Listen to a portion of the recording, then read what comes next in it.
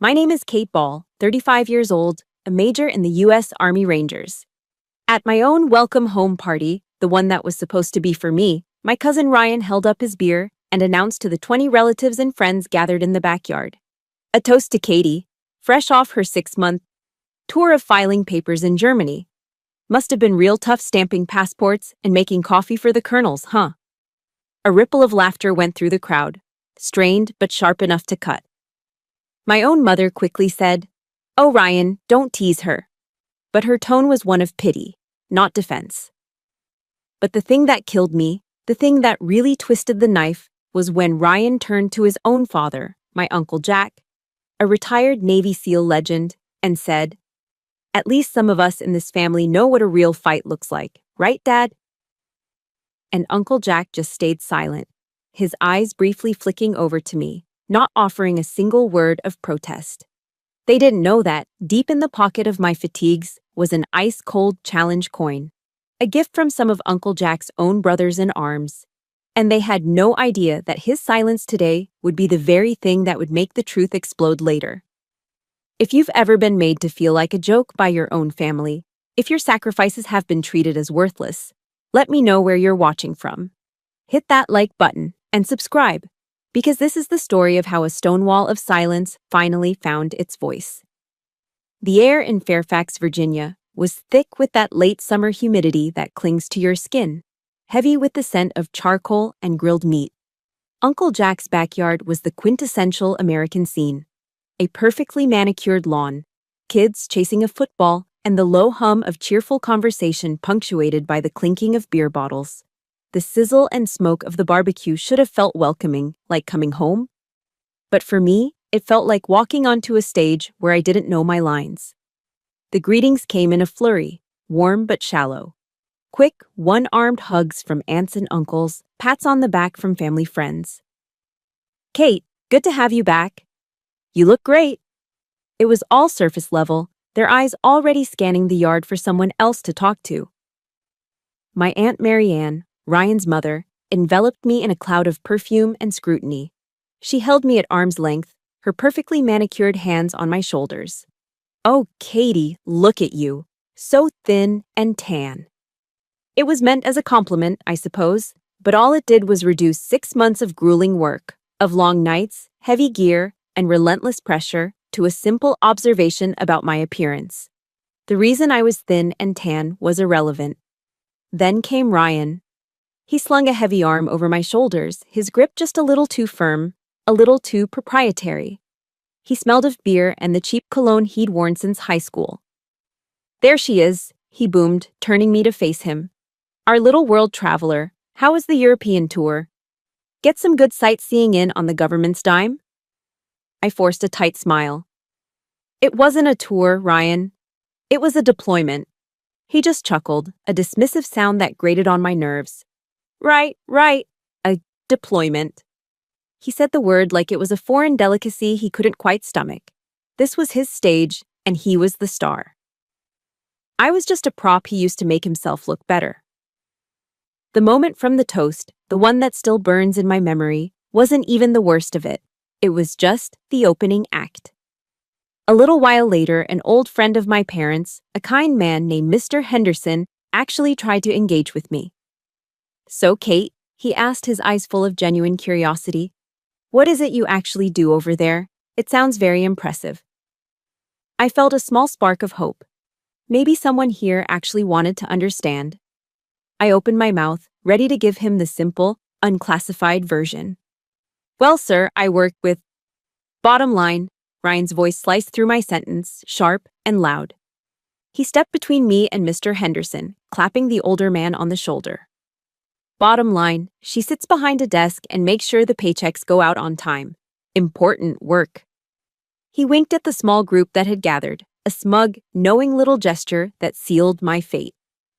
He had just painted my entire career, my entire identity as a ranger, as a glorified payroll clerk.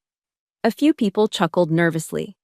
My own parents, standing just a few feet away, just offered weak smiles and quickly changed the subject to the local high school's football prospects. No one corrected him, no one defended me. I was left standing there, stranded in a sea of smiling faces, suddenly feeling completely and utterly invisible. Later, as I was trying to blend into the background near the drink cooler, Aunt Marianne sidled up to me, her expression a practiced mask of concern. "Don't you mind him, sweetie," she whispered, patting my arm. "He just worries about you. A pretty girl like you should find a safe job, settle down and get married, not be running around in those places." The words were meant to be comforting, but they were just another form of dismissal, another way of saying that my life's work was nothing more than an inappropriate hobby for a pretty girl. My eyes scanned the yard, desperately searching for an anchor, and they landed on Uncle Jack. He was standing by the grill, a metal spatula in his hand, methodically flipping thick-cut steaks. The fire glowed against the dusk, casting his face in shadow and light. He was a legend, a man who had seen and done things most people only see in movies. He was the only one in this family who understood what the word ranger meant. He knew the training, the sacrifice, the grit it took. He knew, better than anyone, that I wasn't just stamping papers. Our eyes met for a brief second across the yard. I sent a silent plea, a desperate hope that he would say something, anything. A simple, "That's not what she does, Ryan," would have been enough. A look, a nod, anything to validate my existence in this world he understood so well. But he didn't. He just held my gaze for a moment, his expression unreadable, and then he looked down, focusing his attention back on the steaks. That was it. His silence was a verdict. It was louder than all of Ryan's insults combined. It was a quiet confirmation that, in his world of elite warriors, I didn't register. I wasn't worthy of his defense. The betrayal I felt in that moment was a physical thing, a cold weight that settled deep in my chest. My hero, my idol, had just let me drown. I didn't make a scene. Years of military discipline had taught me to control my emotions, to present a calm exterior even when my insides were screaming. I plastered a smile on my face, the kind that doesn't reach your eyes, and found my parents. "I'm exhausted from the flight," I said, my voice sounding hollow even to my own ears. "I think I'm going to head out." They accepted the excuse easily, maybe even gratefully. No one tried to stop me. As I walked towards the gate, I could hear the laughter and conversation swelling behind me, the party carrying on as if I had never been there at all. My presence had just been a temporary, awkward pause in their regular programming. Sitting in the driver's seat of my car, parked down the street, I stared at my hands resting on the steering wheel. They were rough, the knuckles scarred, the palms calloused. These were the hands that had fired a rifle, that had applied a tourniquet to a bleeding comrade, that had dug foxholes in frozen ground. They had earned their roughness. They were a testament to who I was. And yet, in that house, in the place I was supposed to call home, they were worthless. The loop started then, replaying in my mind. Ryan's jeering voice, "Making coffee for the colonels, huh?" The sound of forced laughter, the sight of my parents looking away, and loudest of all, the deafening sound of Uncle Jack's silence as he flipped a steak. Why doesn't my truth carry any weight here? That question, why doesn't my truth carry any weight here? It didn't just appear out of nowhere that night in the car. It was an old question, a ghost that had been rattling around inside me for years. The welcome home party wasn't an isolated incident. It was just the latest chapter in a long, quiet story of being invisible. To understand that night, you have to understand the map of scars that led me there. My memories of growing up are like a series of sharp, fractured images, each one a small cut. I remember high school. Friday nights in our town were sacred. They belonged to football. And Ryan, my cousin, was the king of Friday nights. He was the star quarterback, the captain of the team, a local hero before he could even legally vote. Every one of his games was a full-blown family pilgrimage. My parents, my aunt and uncle, grandparents. Everyone would be there in the bleachers, wrapped in school colors, screaming his name until their voices were hoarse. After every win, there would be a massive party at his house, a victory barbecue that felt like a town holiday. Ryan would be carried through the crowd on his teammates' shoulders, a conquering hero. He was the embodiment of strength, of family pride. That same year, I was also on a team. I ran track. There were no roaring crowds for me, just the lonely rhythm of my own breathing and the pounding of my feet on the synthetic red track, day after day, before school and after. I poured everything I had into it, and I was good. I was more than good. I won the state championship in the 400-meter dash. It was the proudest moment of my young life. I remember driving home from the state meet, the gold medal heavy and cool against my chest. I walked into my aunt's house, where the family was gathered for Sunday dinner, and held it up for everyone to see. Aunt Marianne glanced at it briefly, a polite smile on her face. "Oh, that's nice, dear," she said, before turning her attention back to the pot roast. "Running is so good for your figure." And that was it. My victory, my months of discipline and pain, were reduced to a beauty tip. Ryan's touchdowns were symbols of honor and power. My gold medal was just good for my figure. I learned a valuable lesson that day. In our family, there was only one stage, and the spotlight was already taken. The Morrison house itself was a constant reminder of my place. It wasn't just a home, it was a museum, a shrine dedicated to my Uncle Jack's legacy. The living room walls were covered in it. Framed medals, the Navy Cross, the Silver Star, gleamed under the track lighting. A folded American flag that had flown over a base in some far-off desert sat in a triangular glass case on the mantel. Photos of Uncle Jack, young and formidable in his gear, surrounded by his SEAL team brothers, stared down from every wall. It was a temple to a god of war. And I always felt like an intruder there, a trespasser in a holy place. Ryan, who had never worn a uniform a day in his life, moved through that house like he was the heir to the throne.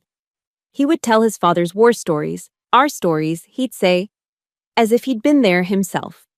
He'd pick up a piece of shrapnel mounted on a plaque and explain the firefight it came from with an air of authority.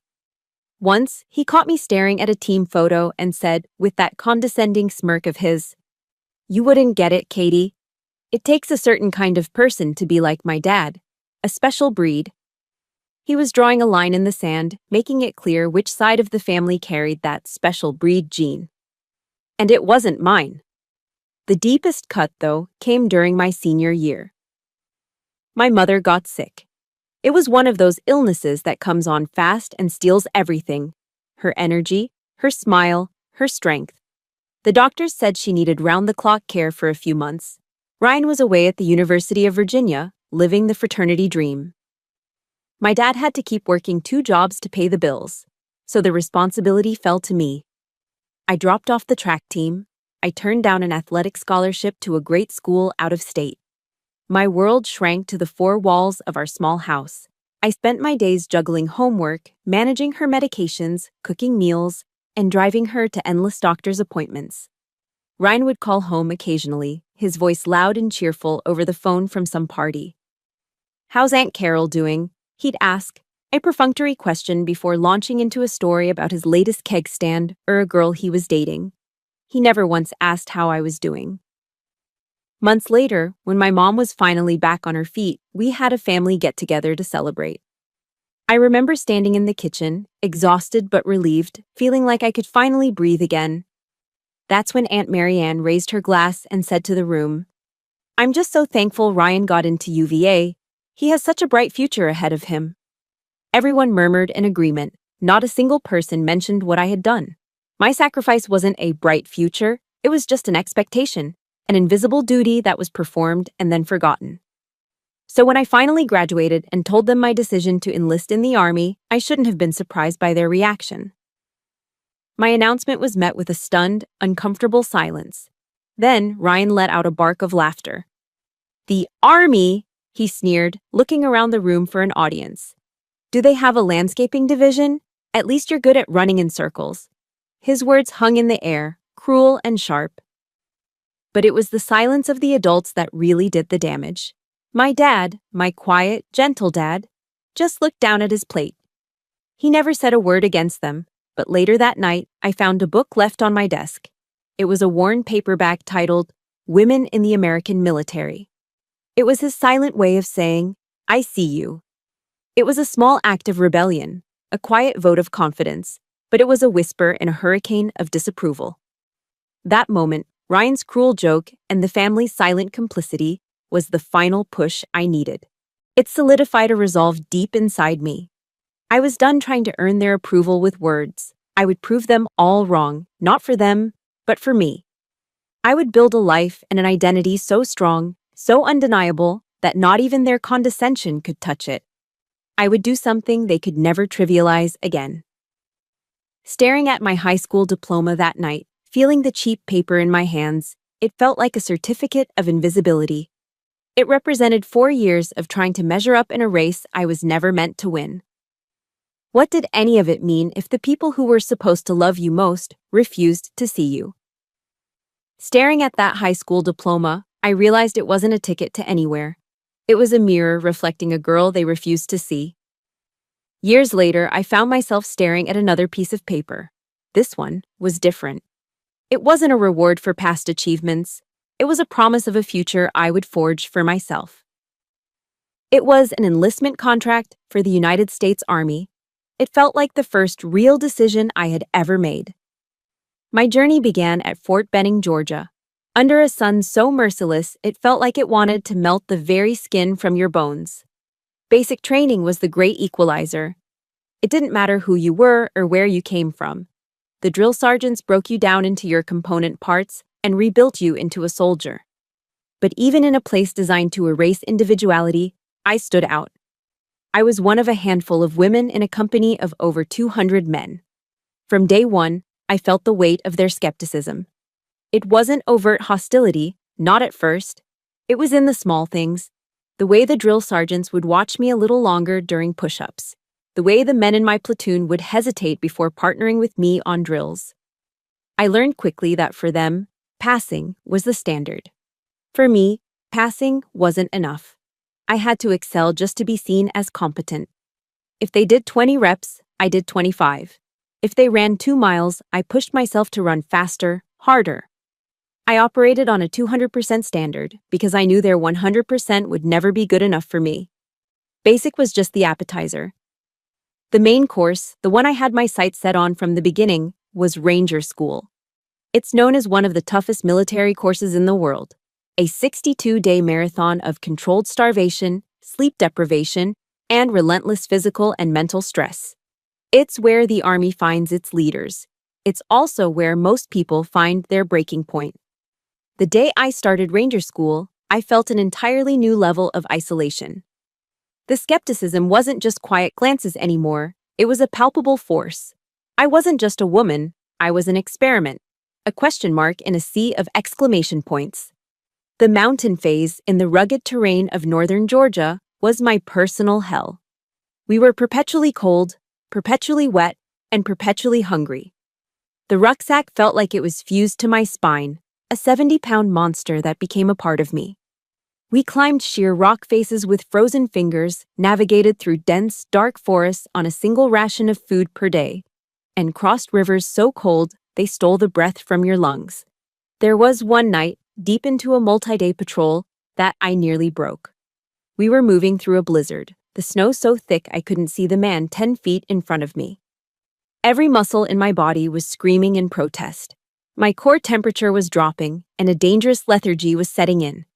I stumbled and fell, my face hitting the snow with a soft thud. For a moment, I just lay there. It would be so easy to quit, so easy to just close my eyes and let the cold take over. Just give up, a voice whispered in my head.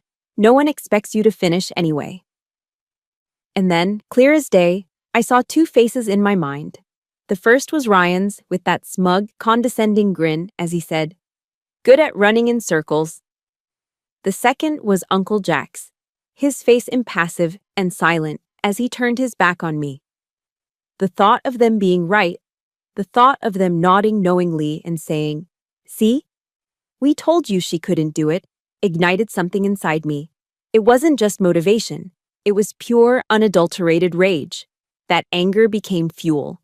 It burned hotter than any fire, melting the exhaustion and the cold.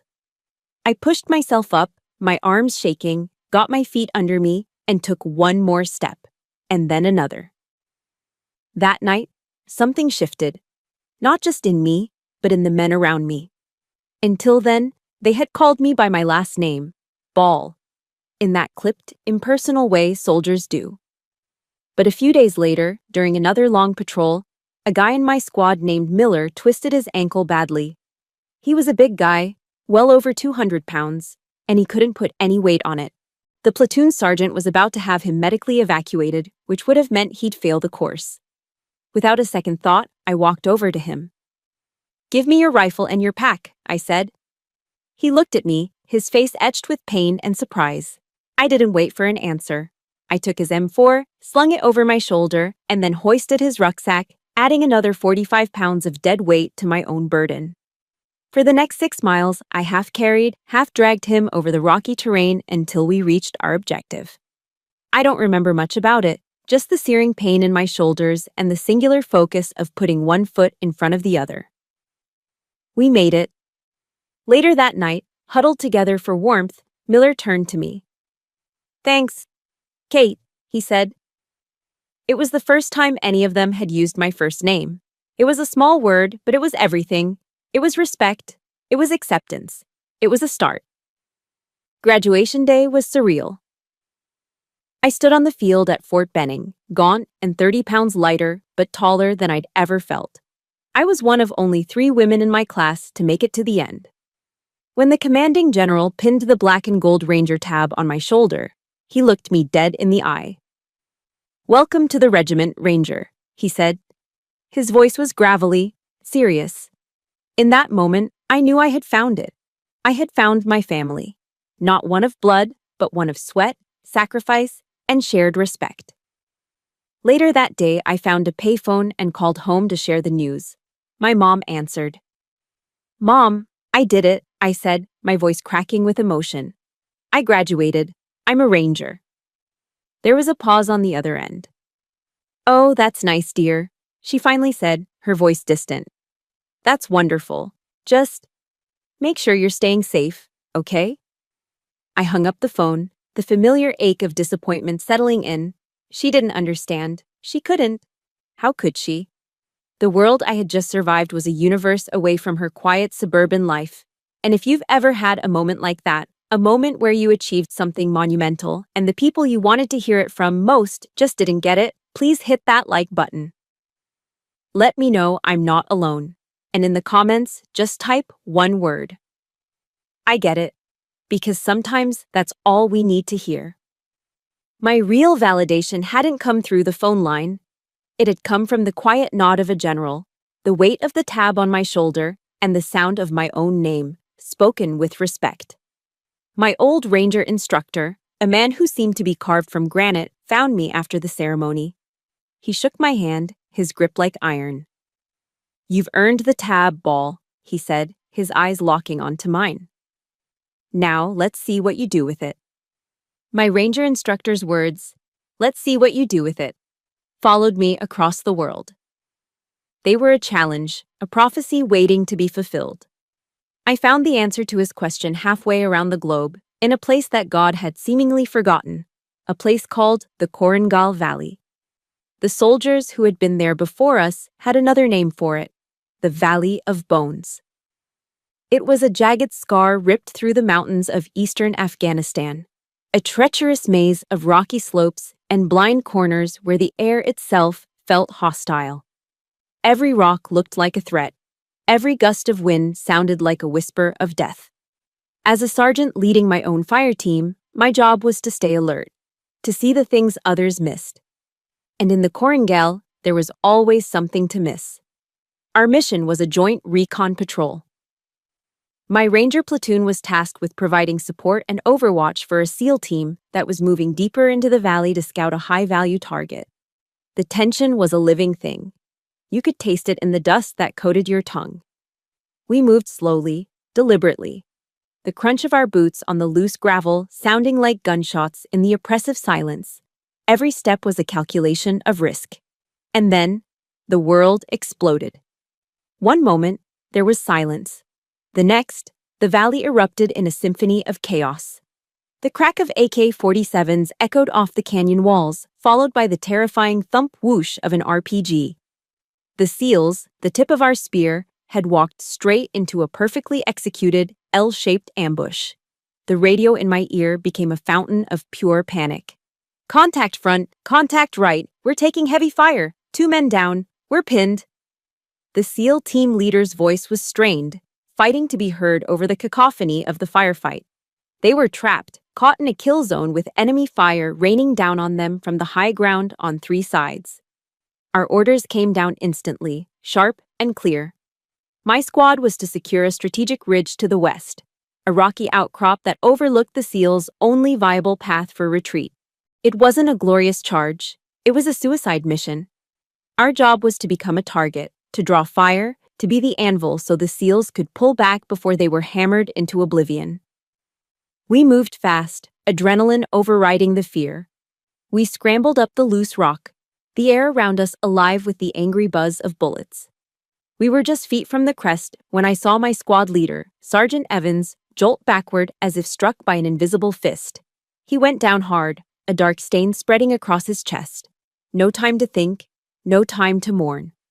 In the chaos, a core piece of my training took over. In the storm, be the rock. The words of my ranger instructor echoed in my head. Without a conscious thought, I was in command. Get down! Find cover! I screamed, my voice cutting through the noise.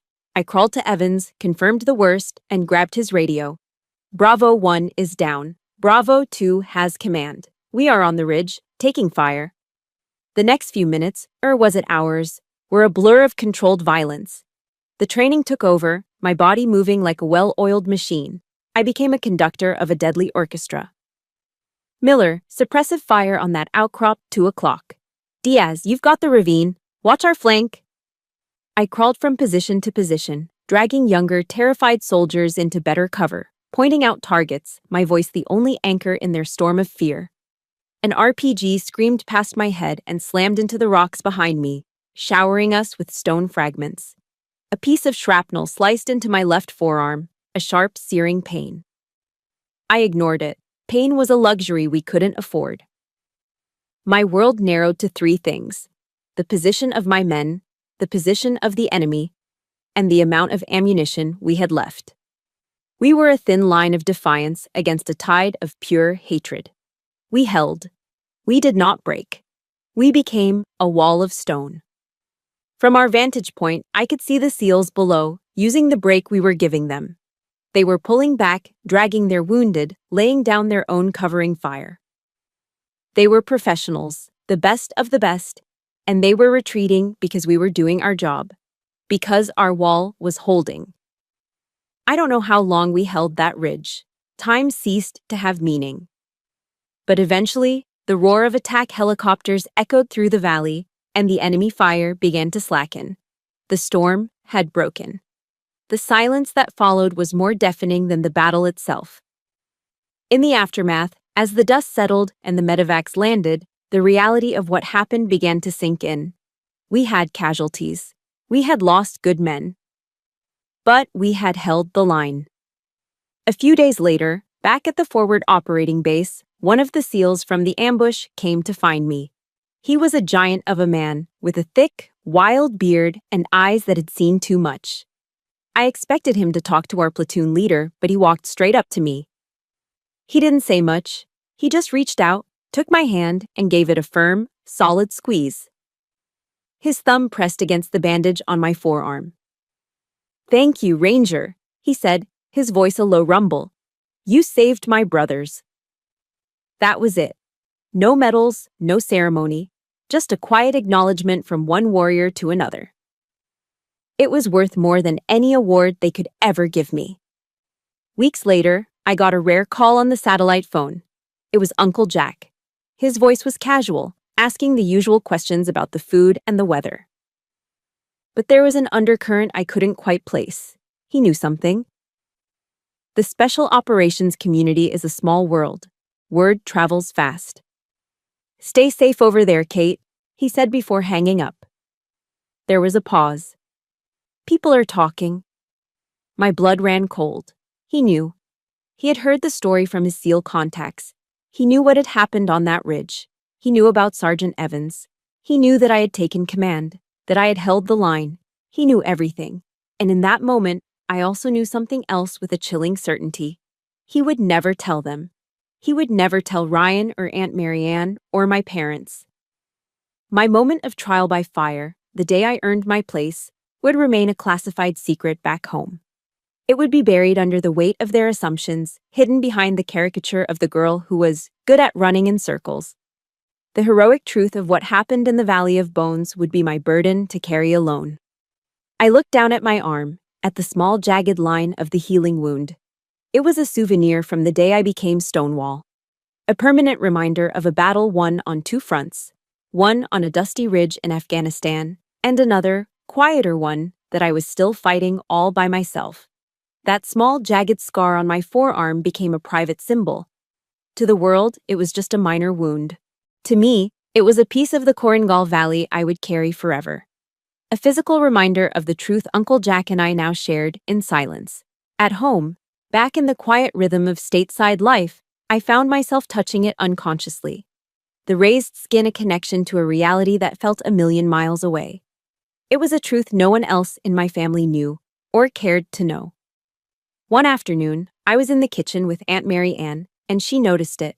She reached out, her fingers gently prodding the scar. "Oh, honey," she said, her voice dripping with cosmetic concern. "You should really put some concealer on that, dear. Scars aren't very ladylike." I just stared at her, my mind flashing back to the scream of the RPG, the smell of cordite, the weight of a dying man's radio in my hand. Ladylike. The word was so absurd, so completely disconnected from my reality, that I couldn't even form a response. I just pulled my arm back and said nothing. That conversation was a perfect prelude to what came next. A few months after I got back from Afghanistan, my phone rang. It was Aunt Marianne. Her voice was an octave higher than usual, a syrupy sweet tone she reserved for when she wanted something. "Katie, darling, how are you?" she chirped. "I was just thinking about you. We're all so proud of your service, you know." I gripped the phone a little tighter. The word proud felt so hollow coming from her lips. "I'm fine, Aunt Marianne. What's up?" After a few more minutes of painfully hollow pleasantries, she got to the point. "Well, dear, it's about Ryan." Of course it was. "He's applying for a wonderful new job with a very prestigious private security firm, a real leadership position. And they require a letter of recommendation from a military officer." A cold stillness settled over me. I knew exactly where this was going. "Your Uncle Jack is retired now, you know," she continued, her voice becoming even more conspiratorial and sweet. "And a letter from an active duty officer, well, that just carries so much more weight. All you'd have to do is write a few nice lines about his iron discipline and natural leadership qualities. Something like that. You're the soldier in the family. They'll believe anything you write." I was speechless. The sheer, unadulterated audacity of it stole my breath. The same career she had dismissed as unladylike, the same service Ryan had publicly mocked as a coffee-fetching joke, was now a tool they wanted to use for his advancement. They wanted me to take the credibility I'd earned with my own blood and sweat and gift it to the very person who had tried to strip me of it. They wanted me to lie. I took a deep breath, keeping my voice steady and professional. "Aunt Marianne," I said, my tone flat. "I can't do that. I can't write about qualities in Ryan that I've never personally witnessed." The sweetness in her voice vanished, replaced by a sharp, offended chill. "Well, I never. It's a simple family favor, Catherine. I don't see why you have to be so difficult." She hung up before I could reply. A few days later, my phone buzzed with a text message. It was from Ryan. His approach was different, but no less insulting. No more jokes, just the condescending tone of a king bestowing a favor upon a court jester. "Hey, heard you talk to my mom. Don't be so self-righteous. It's just a little favor. It's good for the family. When I make it big, you'll look good too." I read the message 3 times. "You'll look good too." He genuinely believed he was doing me a favor. He was offering me a chance to ride his coattails, the coattails I was expected to stitch for him. It was then I realized the true depth of his delusion.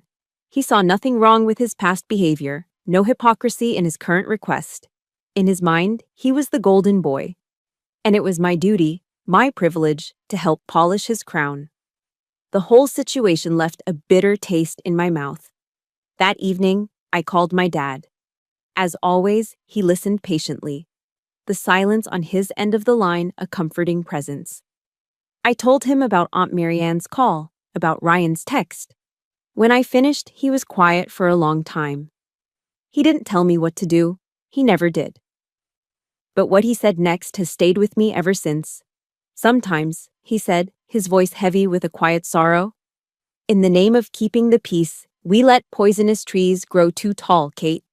Eventually, their roots will crack the very foundation of the house. It was the closest he had ever come to admitting it.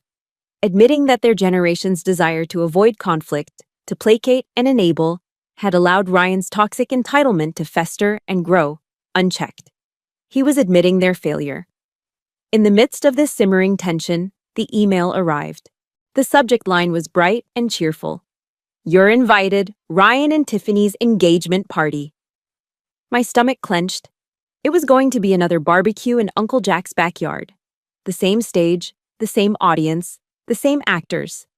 They were asking me to walk right back into the lion's den, to sit there and smile while they celebrated the man who had torn me down and then tried to use me as a stepping stone. I was trapped. If I went and said nothing, I would be complicit in my own erasure. My silence would be taken as forgiveness, as an endorsement of the status quo. It would give Ryan a blank check to continue treating me as worthless. But if I didn't go, I'd be the villain. I'd be the jealous cousin, the bitter spinster raining on their parade. They would paint me as petty and vindictive, proving their twisted narrative about me. I stared at the email on my screen, the cursor blinking hypnotically. The whole world seemed to shrink down to that single, flashing line. For years, I had retreated. I had endured. I had built a new life, a new identity, thousands of miles away, only to find the same old battle waiting for me right here at home. But this time felt different. My dad's words about the poisonous tree echoed in my head. The foundation was already cracking. Running wasn't an option anymore. This party, this barbecue, wasn't just a social gathering. It was going to be a battlefield. And this time, I was choosing to fight. My finger hovered over the reply button, my resolve hardening into something cold and sharp. I was done being the quiet, accommodating niece. I was done being the family's punching bag. I would go to their party. But I wouldn't be going to keep the peace. I clicked RSVP, attending, and closed my laptop. The decision was made. There would be no more retreating. I spent the next few days in a state of calm resolve. It felt like the hours before a mission. The quiet focus, the mental preparation, the acceptance of the coming conflict. I wasn't angry anymore. I was simply ready. When I pulled up to Uncle Jack's house, it was like stepping into a time loop. Same manicured lawn, same smell of barbecue, same cast of characters. Ryan was, as always, the center of the universe. He stood near the deck, a beer in one hand, his other arm draped possessively around his fiancée, Tiffany. He was holding court, telling some loud, exaggerated story about his new job, his voice booming across the yard. He saw me arrive, gave me a curt, dismissive nod, and then turned back to his audience. It was a clear message. You are irrelevant here. I didn't try to engage. I got a glass of iced tea and found a quiet spot, becoming an observer. I saw my parents hovering near the edge of the crowd, looking uncomfortable, as they always did in the shadow of the Morrison clan. I saw Aunt Marianne fluttering around like a proud peacock, touching Ryan's arm every few minutes as if to remind everyone that this masterpiece was her creation. And I saw Uncle Jack stationed at the grill, his face thoughtful and hard to read as he expertly managed the flames. There was a fragile, paper-thin layer of celebration stretched over a deep well of tension. I could feel it. For about an hour, the play continued as scripted. Then, Ryan, his confidence inflated by a few beers, decided it was time for his favorite scene, the public belittling of his cousin Katie. He led Tiffany by the hand over to where I was standing. She was exactly the type I'd expected, perfectly coiffed, wearing a sundress that probably cost more than my monthly car payment, and a smile that was all teeth and no warmth. She looked me up and down, a quick dismissive appraisal from my worn-in boots to my plain ponytail. "Tiffany, this is my cousin Kate," Ryan said, his tone dripping with condescension. "The one I told you about, the career soldier." Tiffany's smile tightened. "Oh, right," she said, her voice a high, chirpy sound that grated on my nerves. "I hear you're in the army. That's interesting. I guess you must be pretty used to taking orders then?" My Ryan, he was just born to give them. That was it. That was the line. It wasn't just an insult. It was a fundamental misunderstanding of everything I was. It was the casual dismissal of my entire life's work, of my rank, of the men and women I had led. Ryan roared with laughter, a triumphant braying sound. He clapped me hard on the shoulder. "See? Even Tiffany gets it. Some people are born to follow, and some are born to lead." He stared right at me, a challenge glittering in his eyes, waiting for the familiar, tight-lipped smile. Waiting for me to absorb the blow and retreat, as I always had. But this time, the wall he was pushing against didn't budge. I didn't smile. I didn't flinch. Slowly, deliberately, I set my glass of iced tea down on a nearby table. The soft clink of glass on wood was barely audible, but in the sudden pocket of silence that had fallen around us, it sounded like a gunshot. A few heads turned our way. I raised my eyes and met his. My voice, when it came out, wasn't loud. It wasn't emotional. It was low, calm, and as cold and sharp as honed steel. "You're right, Ryan," I said. "Some people are born to lead." I paused, letting the words hang in the air. "The problem is, you've never led anything but your own cheering section." The effect was instantaneous. The air crackled and froze.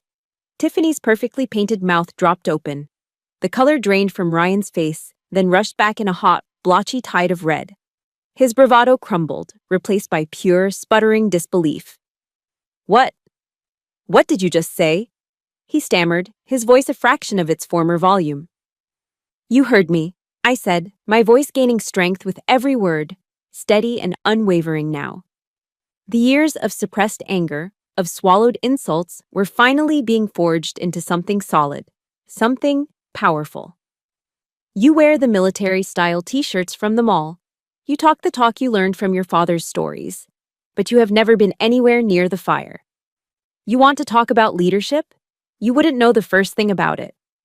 I took a step closer, lowering my voice even more, forcing him to lean in. "You made a joke about my nickname at my own welcome home party. You want to know where it came from? You want to know how you get a name like that?" I held his stunned gaze. "Fine.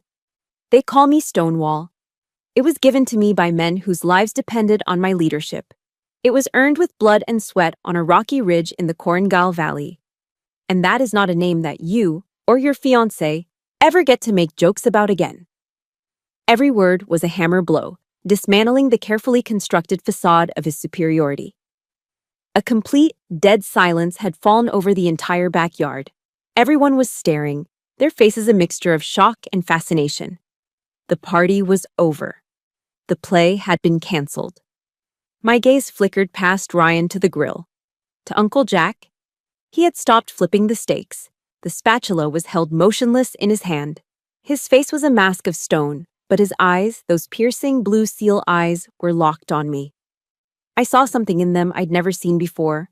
Not pity, not condescension, but a flicker of recognition. Slowly, deliberately, he put the spatula down. He turned his gaze from me to his son, who was still standing there, utterly defeated and speechless. The silence stretched for an eternity. And I want to ask you, have you ever had a moment where you finally spoke your truth, and the entire world seemed to hold its breath, waiting to see what would happen next?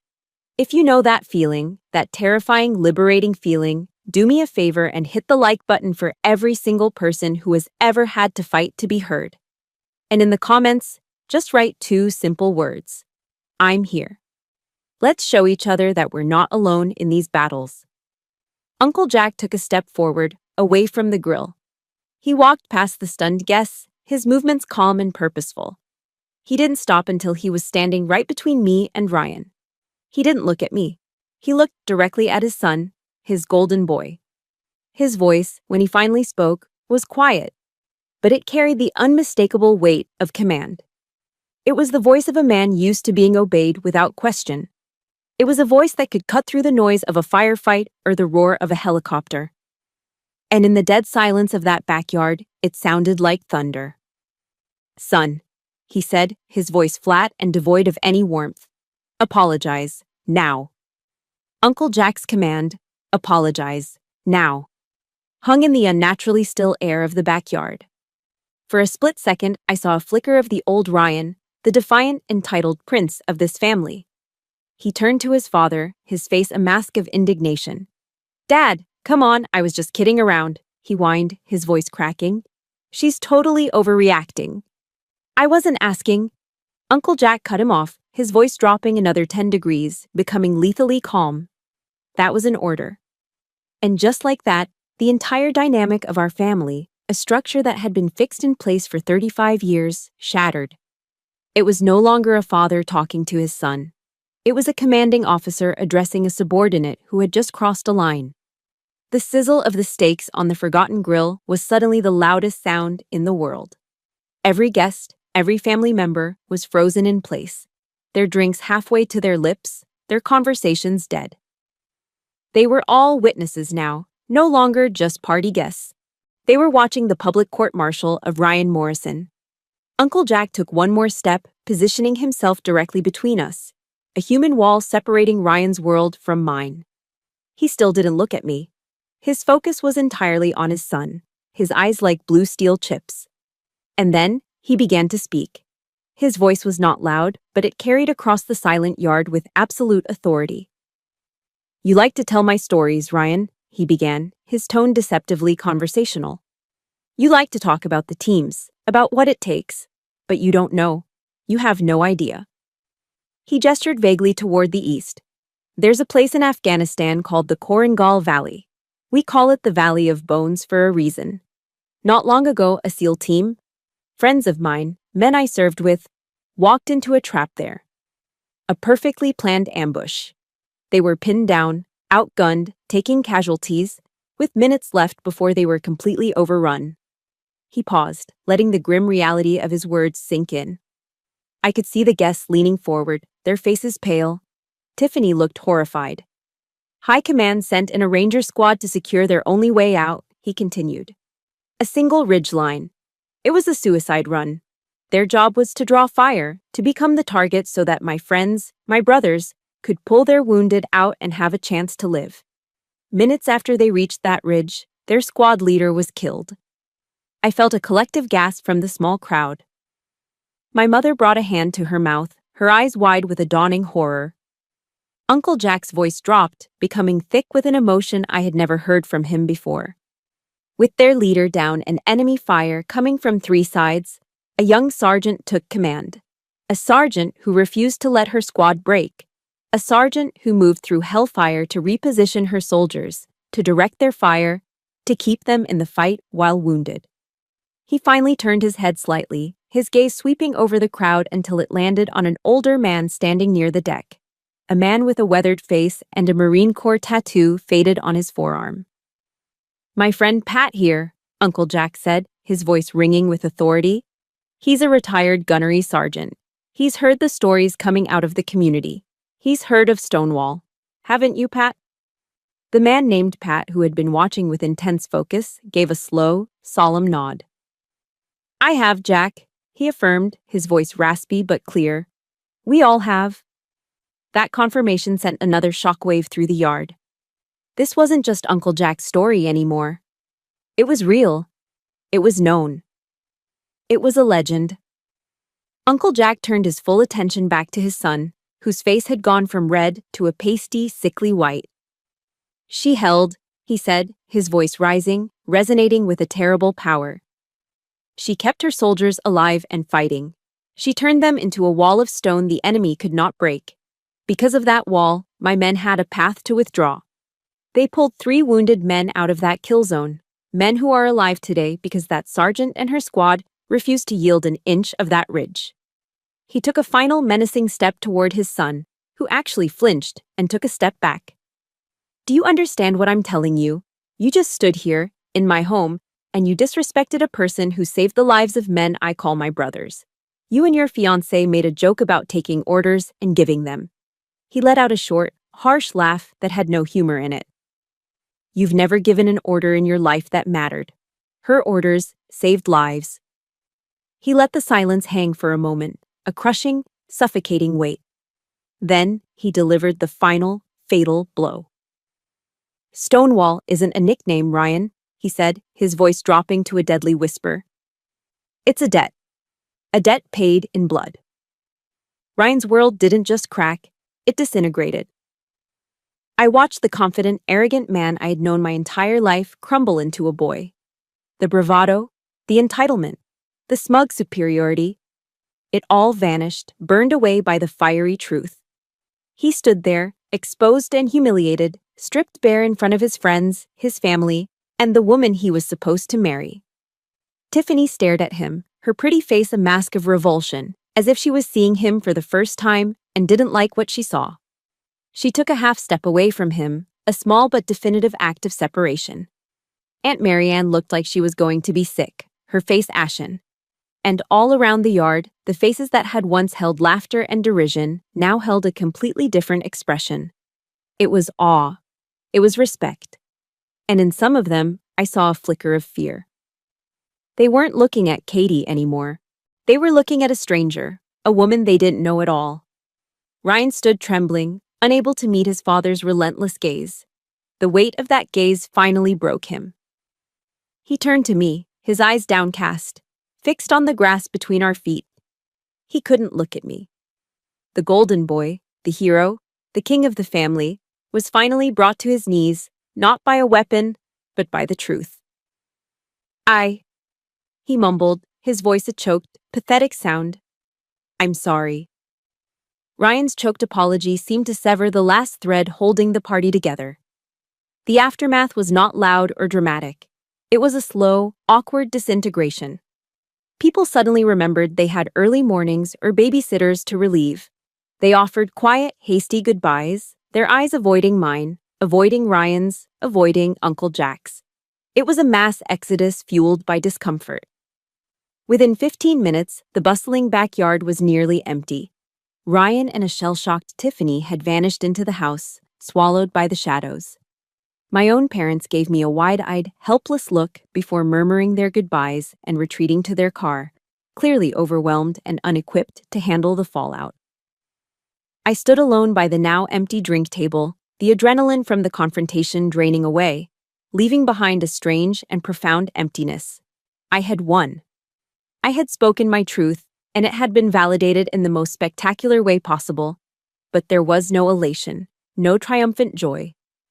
There was only a bone-deep weariness, the exhaustion of a soldier after a long and costly battle.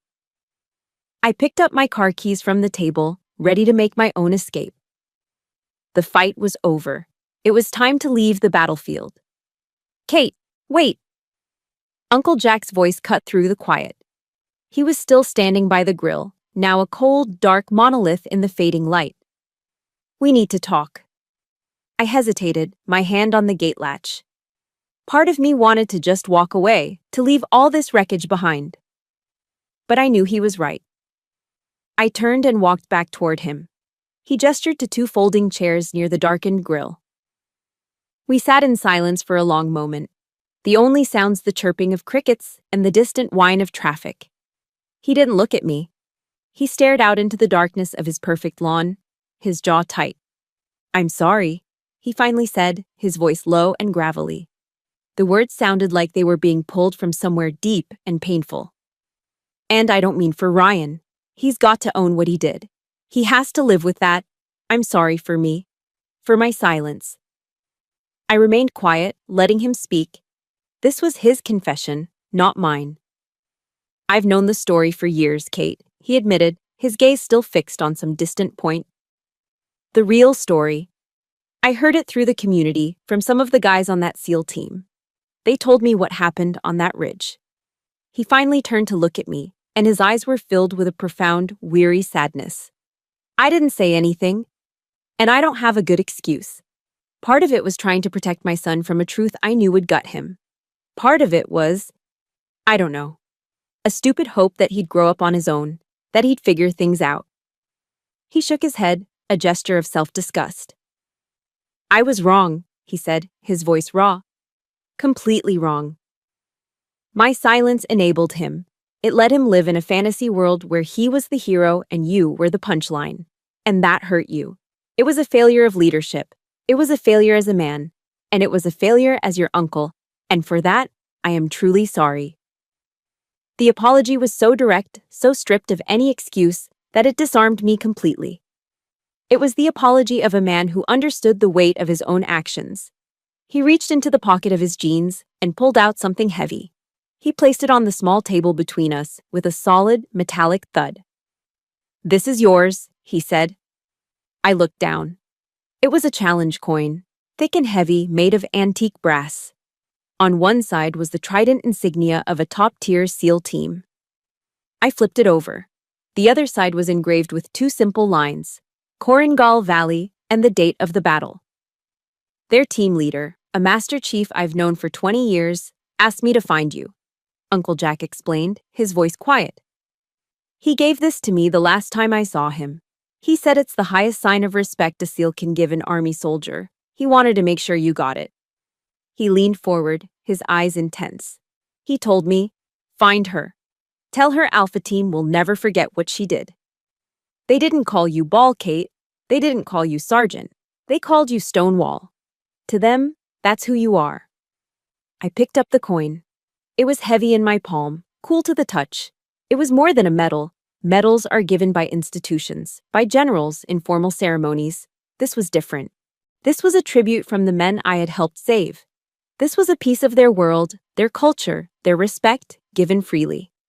It was a tangible piece of the truth, something that couldn't be twisted or joked about or ignored. It was real. Holding it, I felt the last of the anger, the last of the bitterness that had been my constant companion for so many years, finally begin to dissolve. It was replaced by something else, something quiet and solid. I looked up at the man sitting across from me. For the first time, I didn't see the family patriarch, the Navy SEAL legend, the father of my arrogant cousin. I saw a man, a fellow soldier, who had failed in his duty and was now trying, in the only way he knew how, to make it right. In his eyes, I no longer saw judgment or distance. I saw pure, unvarnished respect. Thank you, Jack, I said. The name felt right. The title, Uncle, belonged to a different relationship, to a past that no longer existed. We were not family in that moment. We were two veterans, sitting in the quiet aftermath, acknowledging a debt. I closed my hand around the coin, the sharp edges of the insignia pressing into my palm. Its weight was a comfort, an anchor. It was the truth I could hold in my hand, a silent testament to a day when I had been tested and had not been found wanting. It was a reminder that my value was never up for debate by people who didn't understand the price. I drove away from Uncle Jack's house that night with the challenge coin heavy in my pocket. Its weight was a constant, grounding presence. The explosion was over, the battle won. What was left was the deafening silence of the aftermath and the slow, arduous task of clearing the rubble. The shockwaves from that party radiated outwards, cracking the foundations of our family in ways I hadn't fully anticipated. The first tremor came a few days later. My phone rang, and the caller ID read, Aunt Marianne. I almost didn't answer, but some morbid curiosity made me press the green button.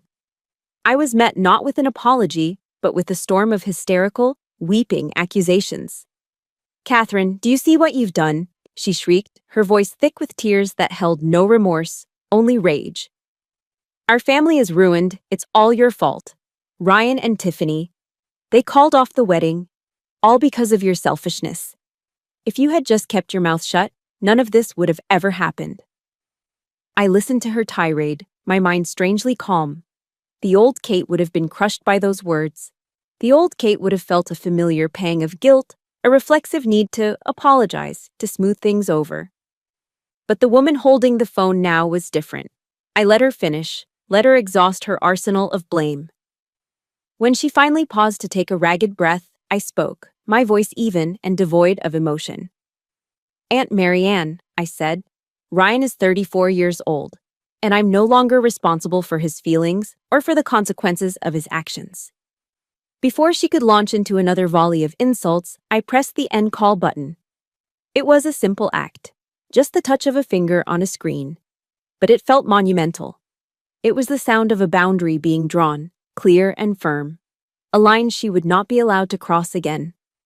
The next piece of news came from my dad a few weeks later during one of our quiet weekly calls. He told me that Ryan's life was imploding. Tiffany had left him the day after the party. The prestigious job offer at the security firm had been mysteriously rescinded after word of his public humiliation got around. For the first time in his life, the golden ticket of being Commander Morrison's son was not only worthless, it was a liability. According to my dad, Ryan had hit rock bottom. He'd moved out of his parents' house and into a small apartment across town. He was working a regular job, something in sales, and had started seeing a therapist. A part of me should have felt a sense of victory, of schadenfreude. But I didn't. I just felt a quiet, detached sadness. His fall from grace wasn't a triumph. It was just a tragedy that had taken far too long to arrive. He was finally being forced to confront the man in the mirror without the flattering light of his father's shadow. Amidst the wreckage of the Morrison clan, something unexpected began to grow in the quiet soil of my own immediate family. My relationship with my parents started to change. The conversations became real. They started asking questions they'd never asked before. Not just, "Are you safe?" but, "What is it like? Who are the people you serve with? What are their names?" They stopped avoiding the core of who I was and started trying, awkwardly at first, to understand it. During one call, my mother's voice grew quiet, thick with an unfamiliar vulnerability. "I'm so sorry, honey," she said, and I could hear the genuine regret in her voice. "I was always so afraid of conflict, so afraid of making waves with Jack and Marianne, that I forgot my most important job was to protect you." Those simple words of confession, of accountability, meant more to me than 1,000 flowery apologies. It was the beginning of a healing I didn't even know I needed. The cracks in our own foundation began to mend. My bond with Jack solidified into something new and profound. We started talking regularly. We'd discuss military strategy, world politics, the challenges of leadership. He never offered unsolicited advice, but he listened. He understood the language I spoke, the world I lived in. He became the mentor I had always craved, a source of quiet strength and wisdom. But I erected a wall around the rest of the Morrisons. The invitations to Thanksgiving and Christmas still came, first from my aunt, then from a grandmother, but I politely declined them all. I needed space. I needed peace. The price of admission to their family gatherings was silence and complicity, and I was no longer willing to pay it. I was learning that forgiveness isn't the same as forgetting. It isn't about pretending the wound never happened. For me, forgiveness was about letting go of the anger that was poisoning me, not them. And letting go sometimes means letting the relationship go too. It means creating distance not as a punishment, but as an act of self-preservation. My dad, in his simple wisdom, had read me a verse from Psalms once, one that he loved. "Be still and know that I am God." I had reinterpreted it for myself. Be still and know your own worth. One evening, I was scrolling through my phone contacts, doing some digital housekeeping. I saw Aunt Marianne. I thought of her tearful, blaming phone call. I thought of all the years of dismissive comments and fake smiles. Without a moment's hesitation, I pressed her name and tapped Delete Contact. A small, clean act, a final boundary. Then my thumb hovered over Ryan's name. I thought of the boy who had raced me to the oak tree in our grandparents' yard. I thought of the man who had torn me down to build himself up. I thought of the text message, dripping with arrogance, and then I thought of what my dad had said. About him seeing a therapist, about him finally facing himself. I remembered the choked, pathetic sound of his apology in the backyard. My finger stayed there, hovering over the screen, suspended between deletion and preservation. I didn't know which one was the right choice. I didn't know if he was capable of change or if some poisons just run too deep. For the first time in a long time, when it came to Ryan, I felt nothing, just a quiet, uncertain stillness. So I did nothing.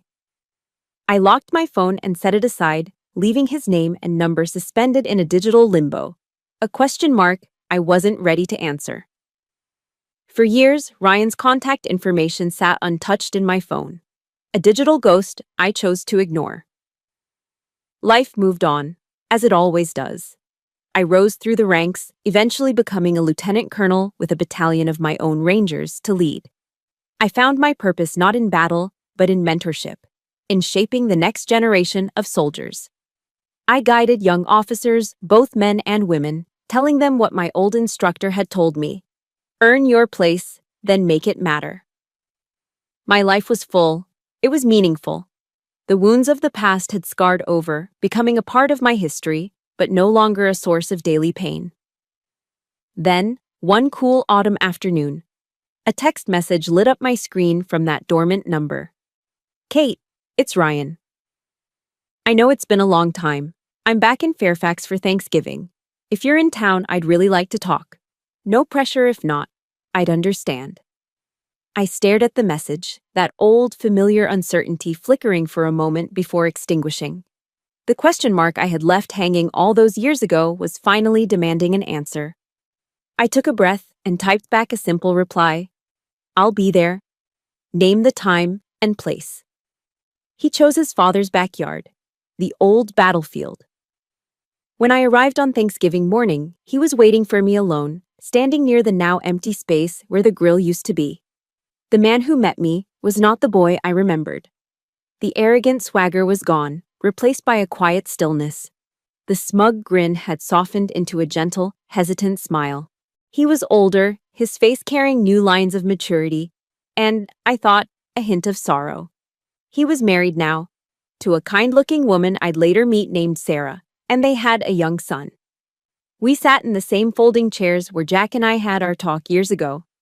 For a long moment, we just sat in a comfortable silence, listening to the rustle of the fall leaves. He was the first to speak, and he didn't waste time with small talk. He turned to me, his eyes clear and direct, holding my gaze without flinching.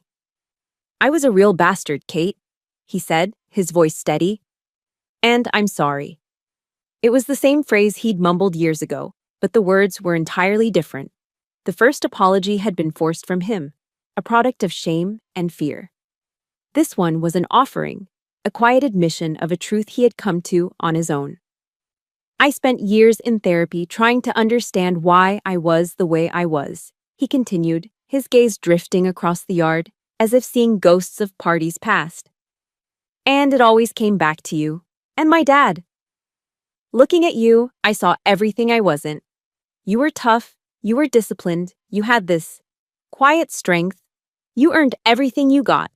I was just coasting on my father's name, terrified that one day everyone would find out I was a fraud.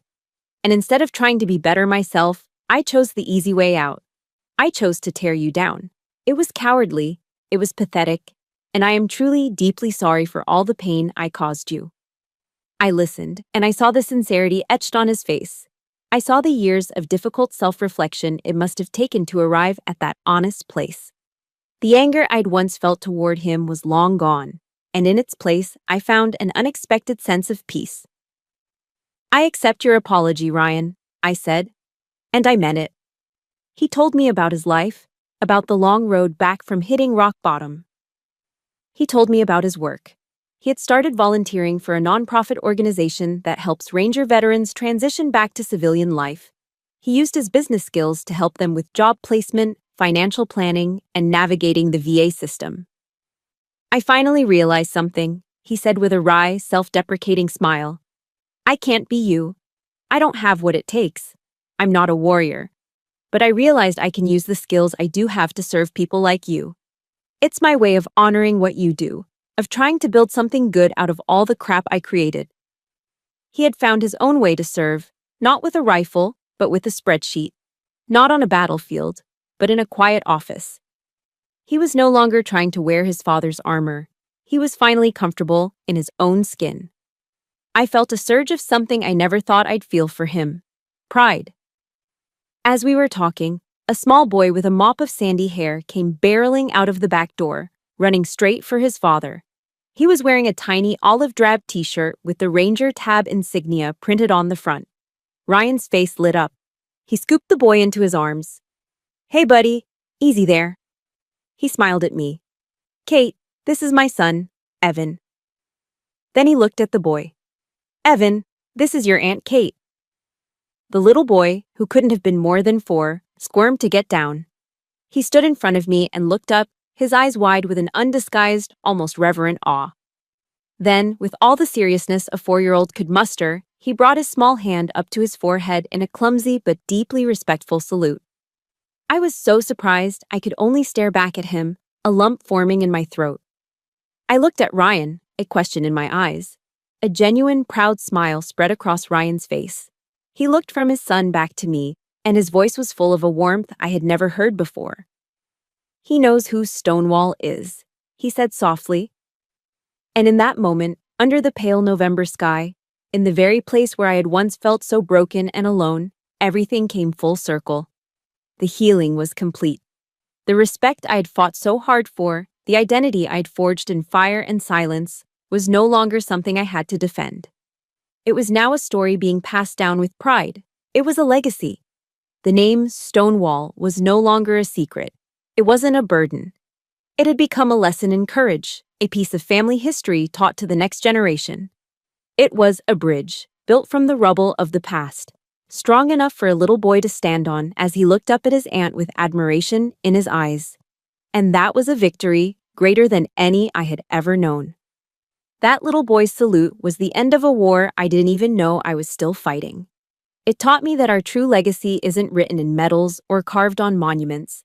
It's in the stories we have the courage to live and the lessons we pass on to the ones we love. My story found its piece, and I hope, in sharing it, you found a piece of your own. If this story resonated with you, please consider liking this video and subscribing to the channel.